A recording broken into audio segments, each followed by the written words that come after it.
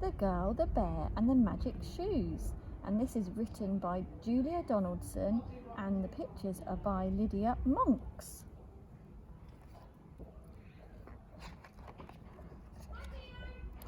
There once was a little girl called Josephine who loved running. Her old running shoes were too tight, so she went into a shoe shop and tried on some new ones. They were red and they had a label saying Magic Shoes. What's magic about them? Asked Josephine. Aha, wait and see, said the shop lady. Josephine bought the shoes and decided to go for a run. Pitter-pat, went the shoes. But then she heard another sound.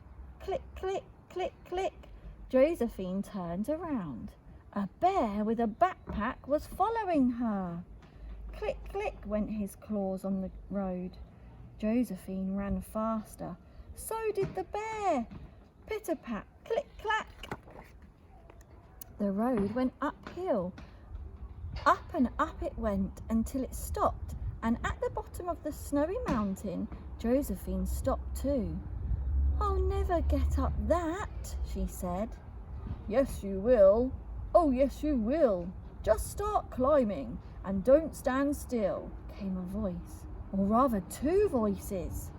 The voices seemed to be coming from Josephine's feet. Josephine looked down and was amazed to see her new running shoes changed into blue snow boots. Crunch, crunch, crunch.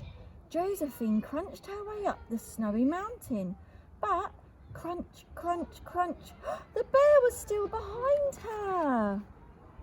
Josephine reached up to the top of the mountain. The other side was very steep. I'll never get down there, she said. Yes, you will. Oh, yes, you will. Just start skiing and don't stand still, came the two voices. Josephine looked down and saw that she was wearing a pair of green skis. Whee, whiz! Josephine skied down the mountain, but whee, whiz! Behind her, the bear was sliding down on his bottom. At the foot of the mountain was a bog. The mud was thick and deep. I'll never get through this, said Josephine. Yes, you will. Oh, yes, you will. Just start squelching and don't stand still, came the two voices, and the skis turned into yellow wellies. Squelch, squelch, squelch. Josephine squelched through the bog, but squelch, squelch, squelch, the bear was coming after her. Josephine came to the lake. I'll never get across that, she said. Yes, you will. Oh, yes, you will. Just start swimming and don't stand still, came the voices again. Now the wellies turned into orange flippers. Splish, splash.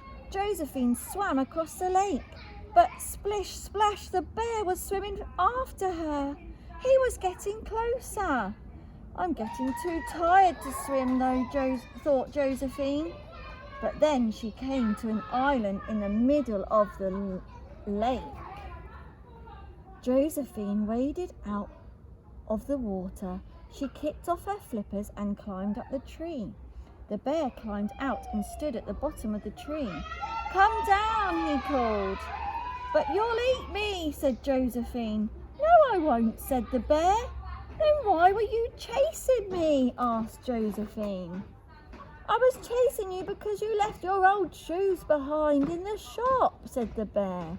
The shoe shop lady asked me to give them back to you, and he took them out of his backpack. Josephine climbed down the tree. Thank you, she said. But what were you doing in the shop? Bears don't need shoes, do they? Oh, that was a mistake, said the bear. I didn't mean to go into the shoe shop. I meant to go to the fish shop next door. Then the flippers laughed. Ha ha ha, ho ho ho. Time for a dance now. Off you go.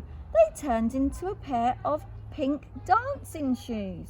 Josephine put the dancing shoes on and she and the bear danced all around the island until it was time to splash, squelch, crunch, whiz and run all the way home.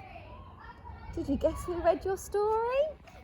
It's me, Mrs. Beddle.